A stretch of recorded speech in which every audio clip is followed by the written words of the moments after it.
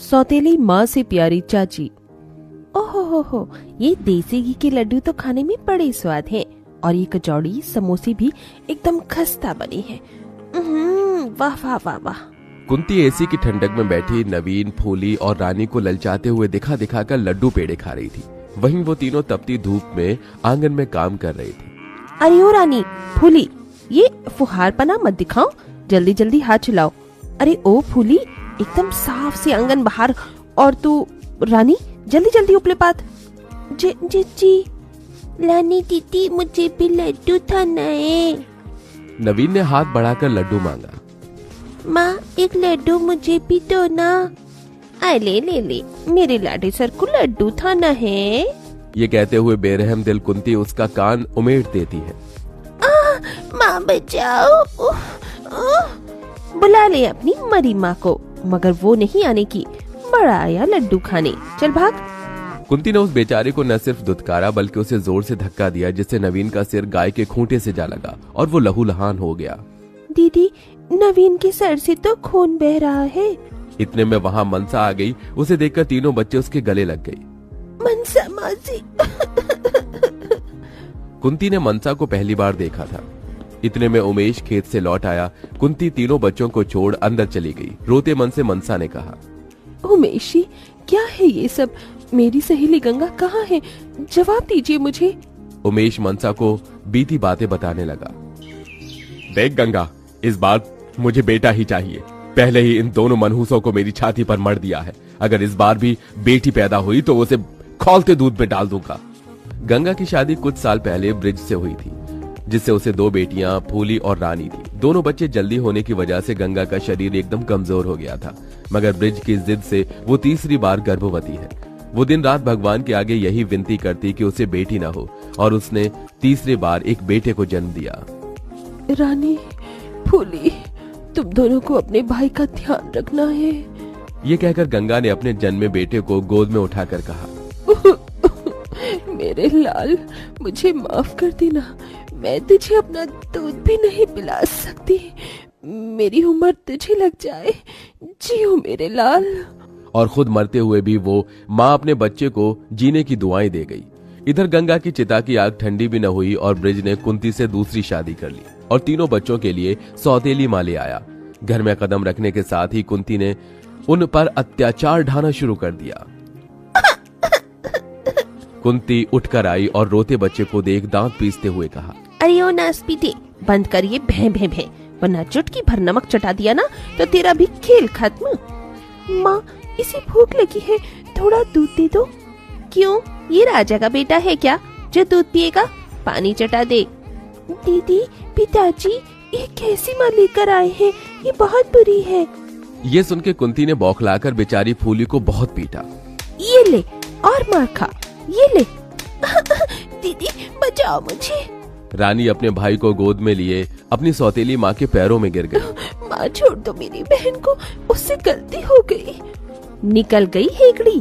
कान खोलकर सुनो, कल से तुम दोनों इस घर का सारा काम करोगी, लिपाई पुताई से लेके खाना बनाने तक। अब तो कुंती खुद पैर पसारे बैठी रहती और उन बेचारे बच्चों से गधों की तरह काम करवाती, तब जाके उन्हें एक रोटी देती। उन्हें न भरपेट खाना मिलता, न कपड़े, न माँ की ममता। उन बेचारे बच्चों का जीवन उनकी सौतेली माँ के चलते किसी नर्क से कम नहीं था। 4-5 साल बीत गए। न नवीन को भरपूर खाना मिला, न समय से टीकाकरण हुआ, जिससे उसके पांव अब पोलियो से ग्रसित हैं। मगर अभी सौतेली माँ का अत्याचार फूली, नवीन और रानी सह रहे हैं। सौतेली माँ कुंती के किए गए अत्याचारों को जानकर मनसा का मन चीख चीख कर रो पड़ा। मनसा, कई बार सोचा कि मैं शादी कर लूं ताकि गंगा भाभी के बच्चों को माँ की ममता दे सकूं, मगर कहीं वो भी कुंती भाभी जैसी ना हो। तभी मनसा ने तीनों के चेहरों की ओर देखकर कहा, मैं दूंगी इन्हें माँ का प्यार, इनकी चाची बनकर। उमेश जी, क्या आप मुझसे शादी करेंगे? और फिर मनसा उमेश से शादी करके उन बेसहारा बच्चों के लिए चाची बनकर घर में आई, जहाँ तीनों ने उसकी आरती उतारी। आओ चाची माँ, हम आपका स्वागत करते हैं। तभी कुंती ने तीनों को धमकाया, अरे ओ मेरी नक्कारी औलादो, उतरवाऊं मैं आरती? चलो अंदर आओ। अपनी सौतेली माँ के खौफ से तीनों डरे सहमे से चले गए। तभी कुंती ने मनसा को गुस्से से घूरा। अगले दिन तड़के सुबह कुंती ने तीनों को लात से झकझोरते उठाना चाहा। अरे ओ मेरी नास पीटो, नकली औलादो, उठो और काम पर लगो। बच्चों को काम करने की कोई जरूरत नहीं दीदी, अब इनकी चाची आ गई है। तू है कौन? हाँ, और तुम तीनों चाची के पल्लू में क्या छुप गई? निकलो बाहर वरना गाल लाल कर दूंगी। तीनों बच्चे मनसा का आंचल कसकर थाम लेते हैं। चाची हमें बचा लो चाची, वरना सौतेली माँ मारेगी हमें। तभी माँ होने की धौंस झाड़कर कुंती ने कहा, क्यों रियास्तीन के सांप, तेरी चाची क्या कोई तोप है जो तुम तीनों को मुझसे बचा लेगी?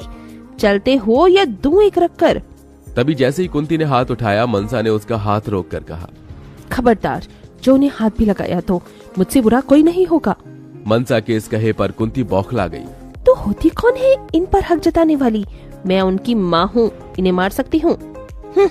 सिर्फ हक जताने से और दावे करने से कोई माँ नहीं बन जाता। अगर 9 महीने इन्हें पेट में रखा होता और जन्म देने की पीड़ा सही होती तो सौतेलेपन न करती।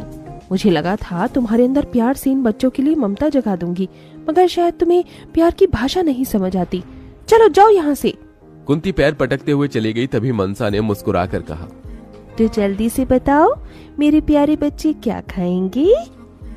चाची हमें खीर पूरी खाना है। माँ जब थी तो अक्सर मेरे दीदी के लिए खीर पूरी बनाती थी। थोड़ी देर में मनसा ने तीनों के लिए खीर पूरी तैयार कर दी और तीनों को परोसा। गर्मा गर्म खीर पूरी, ये लो बच्चों, तुम खा क्यों नहीं रहे हो? तभी रोते हुए मनसा को देखकर रानी ने कहा, चाची न जाने क्यों आप में माँ दिखती है। यह सुनकर मनसा का दिल भर आया। उसने रानी के सिर पर ममता भरा हाथ रख के कहा, मैं तुम्हारी माँ ही तो हूँ, चलो अब माँ के हाथ से खाओ। बस चाची अब पेट भर गया। तीनों को खुश देखकर उमेश ने कहा, मनसा तुम्हारे आ जाने से इन बच्चों का बचपन फिर से लौट आया है, शुक्रिया तुम्हारा। उमेश जी, क्या ये बच्चे मेरे नहीं? मुझे इनसे मेरी सहेली गंगा की परछाई दिखती है। ये तीनों मेरे लिए अनमोल हैं। दिन बीतते गए। मनसा ने नवीन को पोलियो ठीक करने के लिए खुद को पूरी तरह झोंक दिया। वो उसके पैरों की मालिश करती, जिससे नवीन आम बच्चों की तरह चलने फिरने लगा। इधर कुंती जल भुन रही थी और उस रोज वो तीनों को खींच कर लाने लगी। जब देखो चाची के चमचे बने फिरते हो, चलो यहाँ से वरना तीनों की टांगे तोड़ दूंगी। चाची हमें बचाओ, ये सालिम माँ बहुत बुरी है। कुंती उन्हें घसीटने लगी। तभी एकदम से ब्रिज आ गया और उस दिन जैसे उसके अंदर का सोया हुआ पिता जाग उठा। कुंती छोड़ दो बच्चों को। माँ हमें छोड़ दो। तीनों भर्राई आंखों से जाकर मनसा से लिपट गई। चाची चाची। तभी कुंती ने अपनी एक नई चाल चली और ब्रिज को बुरी तरह भड़काने लगी। अजी आप बच्चों को इसके हवाले सौंप रहे हैं? ये इनका मन बढ़ा रही है। बच्चों पर लगाम खींच कर रखना चाहिए। मैं इनकी माँ हूँ, इनका अच्छा ही चाहती हूँ। तभी ब्रिज ने स्नेह भरे नजर से अपने तीनों बच्चों की ओर देखकर कहा, बच्चों तुम किसके साथ रहना चाहते हो? तीनों की आंखों से टप टप आंसू चूए जा रहे थे। उन्होंने एकदम मनसा को देखकर कहा, हमें चाची के साथ रहना है। चाची सौतेली माँ से अच्छी है। ठीक है मनसा, मेरे बच्चे आज से तुम्हारे हैं। मनसा आंसुओं से भरकर तीनों का माथा चूमकर बोली, मेरे बच्चे, अब तुम तीनों को तुम्हारी चाची से कोई अलग नहीं करेगा। अजी मैं भी तो उनकी माँ हूँ, सौतेली ही सही, ये तो चाची है। जेठानी जी, माँ शब्द का मतलब ही जानती हो आप? जो खुद भूखा रहकर अपनी औलाद को खिलाए वो माँ होती है। जो रात भर जागकर अपनी औलाद पालती है वो माँ होती है। जो खुद तपती धूप में पैरों में छाले पड़ने के बाद भी अपने बच्चों के लिए मेहनत से पीछे न हटे वो माँ होती है। मगर आपने सौतेली माँ की सारी हद पार कर दी।